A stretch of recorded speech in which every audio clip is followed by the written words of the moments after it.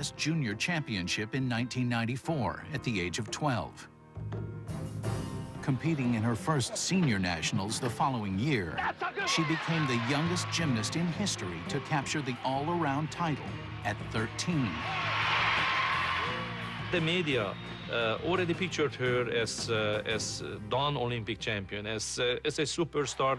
I mean, Dominique Moceanu's name was all over.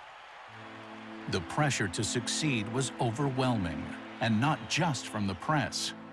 I think in the upbringing that I came into with my parents' Eastern European mentality, anything with respect, my parents were very, very strict about, and working very, very hard until you could not work anymore. At times I didn't agree with my parents, but what kid does? I can testify on that one. Not the father, not the mother, ever, never wanted to hurt her or to damage her reputation.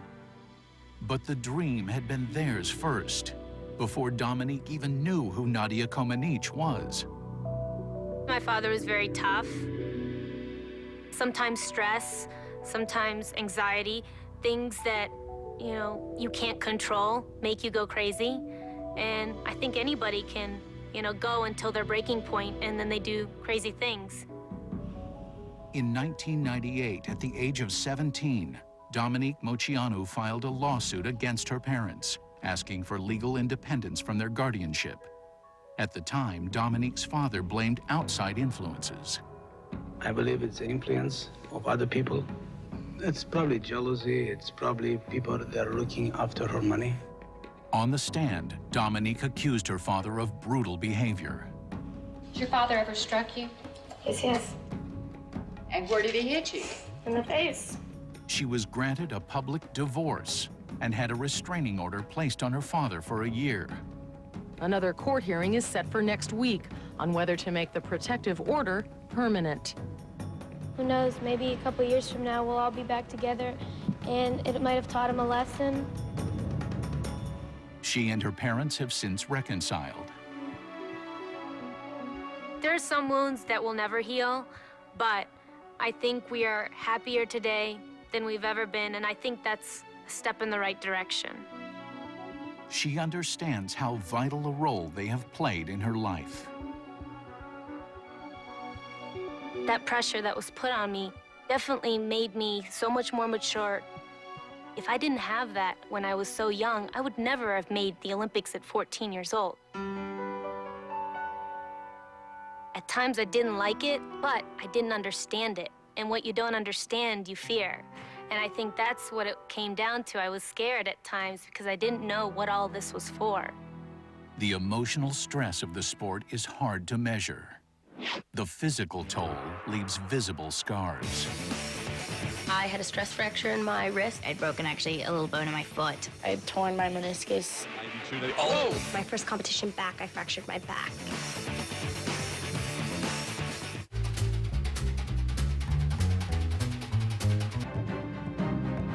Press your toes real strong down. By the time Bela Karolyi defected to the United States, he was a legend in the sport. The Romanian had coached his country's team to 13 Olympic medals. Look at this belly dance. Horrible. In his first Olympics coaching Americans, he guided Mary Lou Retton to the all-around gold. But his Eastern European upbringing struggled with the American way, individualism. In this country, everybody's invited to try it, whether you have Olympic possibilities or not. We had great coaches, great facilities all over America, but we were missing some leadership, and we were missing someone to gel the whole team together. Good afternoon. Good afternoon. As he worked to change the American mentality, the dominant force in women's gymnastics collapsed. All of a sudden, instead of competing against this Soviet machine, now you're competing against individual republics from Russia, Ukraine, Belarus. The world changed dramatically, and in many ways that opened the door for the Americans to do well internationally. In 1992, Karolyi was named coach of the team that would compete in Barcelona. His team was loaded with talent. Kim Zmeskal was at the top of the American team, and I thought she was great, but on the same note, I wanted to be just as good or better than her. Both Zmeskal and Strug were Karolyi students. There was also Oklahoman Shannon Miller, considered world-class on the beam, and a young threat in all 4 disciplines from Maryland named Dominique Dawes. Despite the dismantling of the Eastern European Communist bloc, its competitors looked very much the same. They walked into an arena already, ready to polish their gold medals, and you could just tell they had, the swagger with them.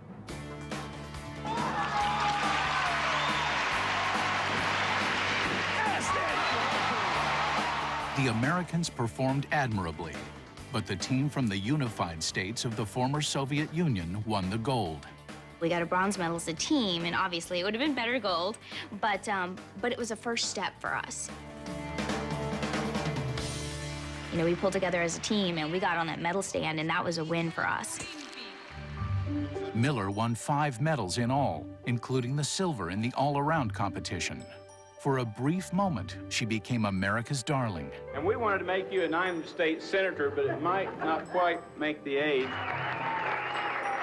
I mean, when you think about the globe and how many people want an Olympic medal in gymnastics, any medal is remarkable. Just making the team is remarkable. The most disappointed little girl in America may have been Amanda Borden, not because the team didn't win gold, but because she wasn't there with them. She grew up in Cincinnati, Ohio, playing baseball and soccer. I didn't really get good at gymnastics till I was probably about 12. In 1990, at the age of 13, she made the national team. Nobody had heard of me. I didn't even know who I was as a gymnast. All of a sudden, everybody's like, who's this kid? We've never seen her before. And then she was gone. I broke my arm and, had to work out with a cast on, and then came back, and 3 weeks after that, tore my hamstring, and then, came back after that and pulled the other one. At some point, it happens to almost everyone in the sport. I had a stress fracture in my wrist, as well as a stress fracture and tendonitis in my ankle. I'd broken, actually, a little bone in my foot. And then he just kind of gave out on me. I had torn my meniscus. I tore my abdominal muscle, and then my first competition back, I fractured my back. At the elite level, just like every major sport, injuries are part of the game.